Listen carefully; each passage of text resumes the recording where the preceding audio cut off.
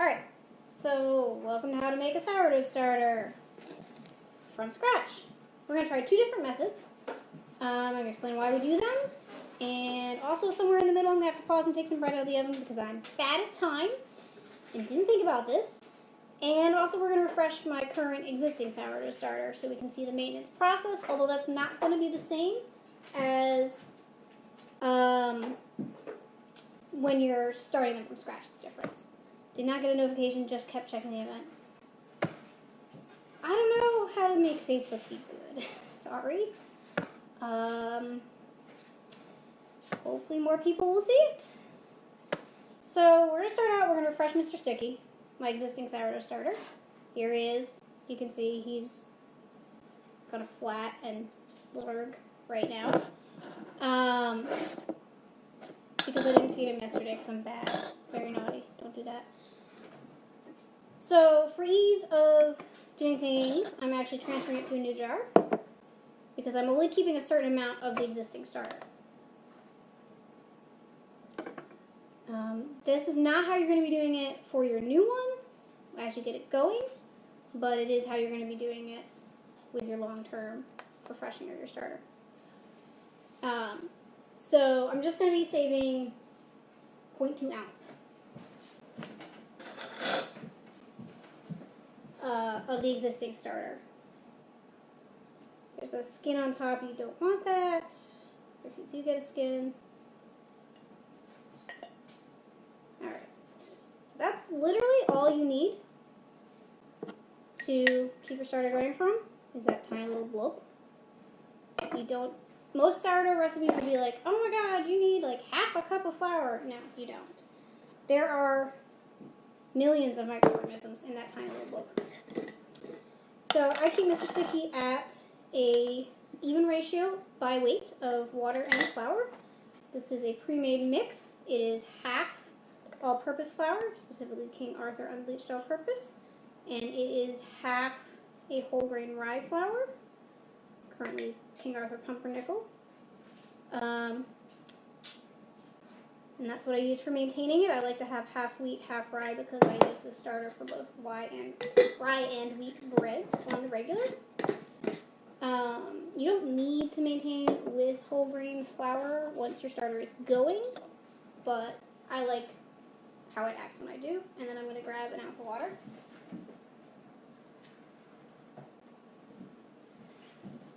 Yes, Mr. Sticky's getting a shot of water. I think that's funny. Okay. Mix it up with a knife, because a knife is easy to clean off.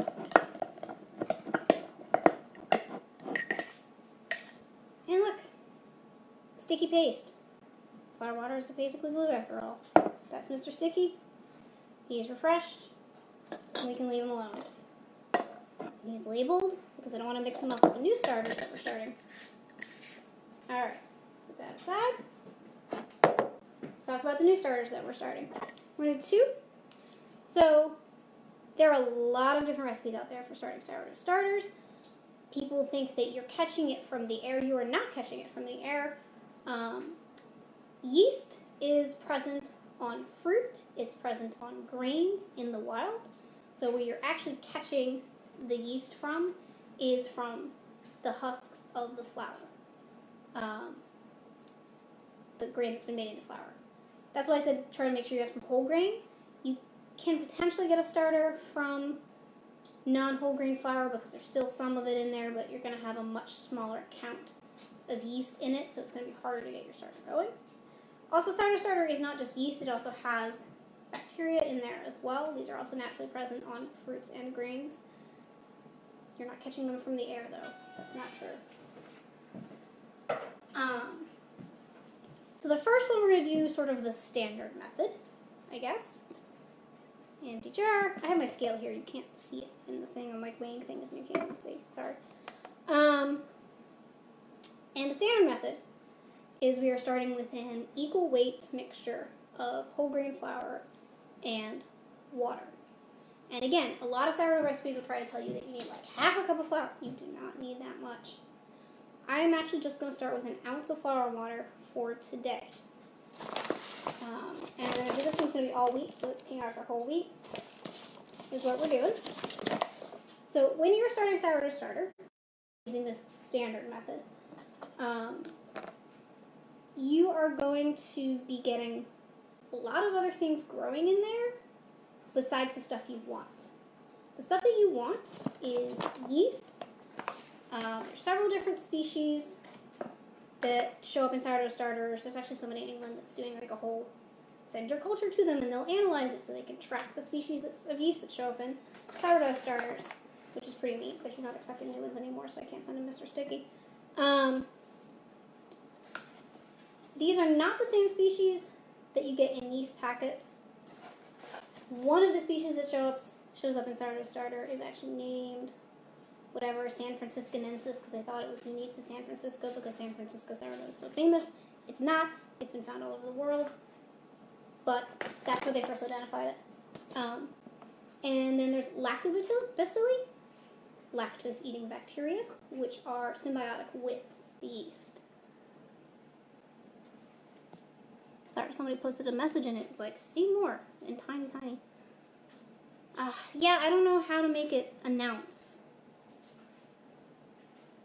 I told it post in the event, and apparently it didn't. Sorry. Facebook and I don't get along. But when you start the starter, see, I warned you. I have to stop and take bread out of the oven.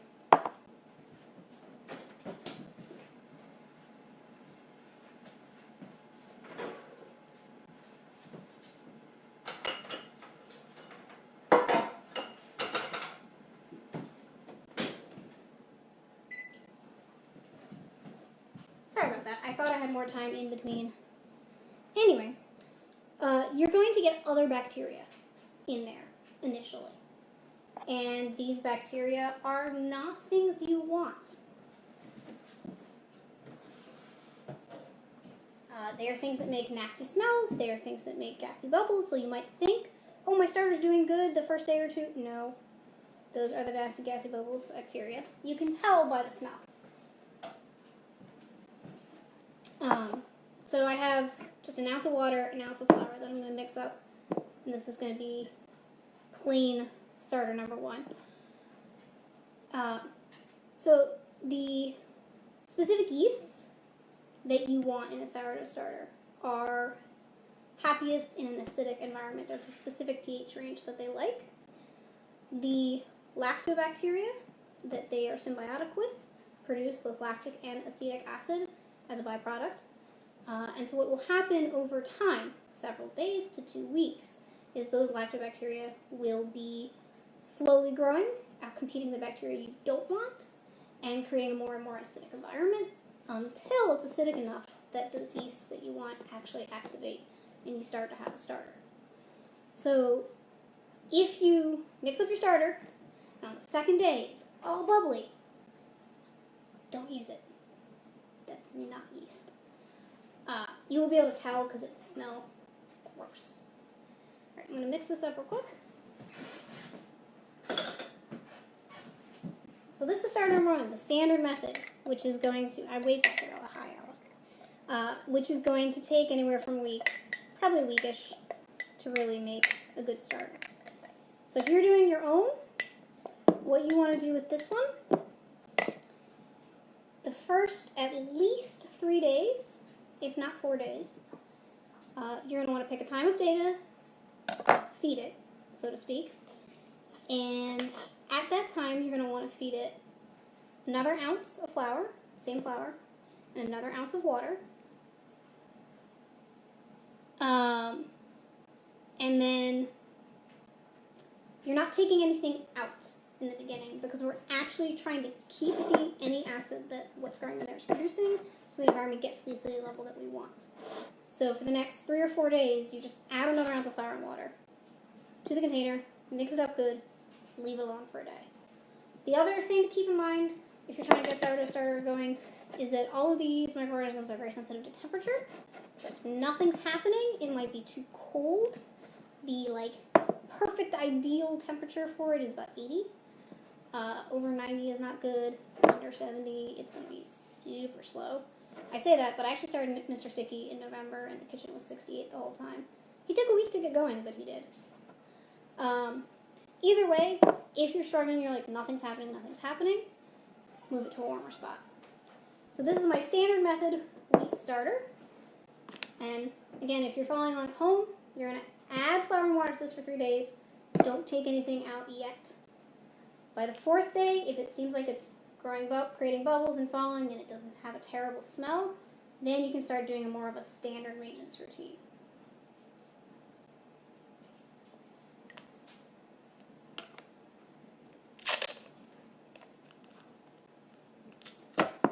Alright. The second starter we're trying today, and this is the one I'm really excited about. We're trying the pineapple experiment.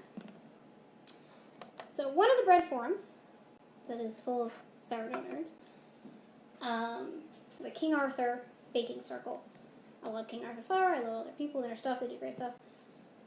Worked out what was going on, because I got a bread nerd who's also actually a microbiologist on, and she figured this out with the acidity that I was talking about. And she actually took a starter in to her lab and analyzed it over several days as it was going to be able to figure out what was growing and what activity was happening. This was a starter that was not turning into a proper sourdough starter, but was making weird bad smells, bubbles, but not the way you wanted, that kind of thing. And so the pineapple method is a shortcut. Hopefully this will work. This one I'm going to do with rye just because I wanted to do 2 different flours. So what you're going to do, if you want to try the pineapple juice shortcut, is instead of starting with equal weight flour and water, you're going to start with equal weight flour and pineapple juice. So I'm going to put in an ounce of this pumpernickel flour.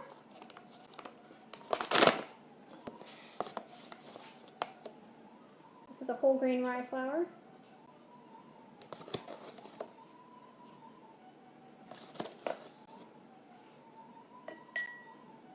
Okay.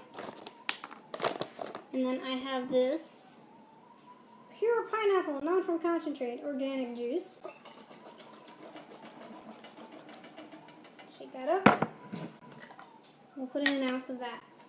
So, why pineapple juice? Pineapple juice is more acidic than most other fruit juices. I mean, most fruit juices are acidic. Pineapple juice is more acidic, so you're going to get to the actual correct pH level that you need to encourage the correct bacteria and yeast to grow faster. And that's basically it. You could do it with other kinds of acids. I would not recommend trying to do it with vinegars because vinegar has its own yeast inhibiting properties, so you're not going to have a happy starter.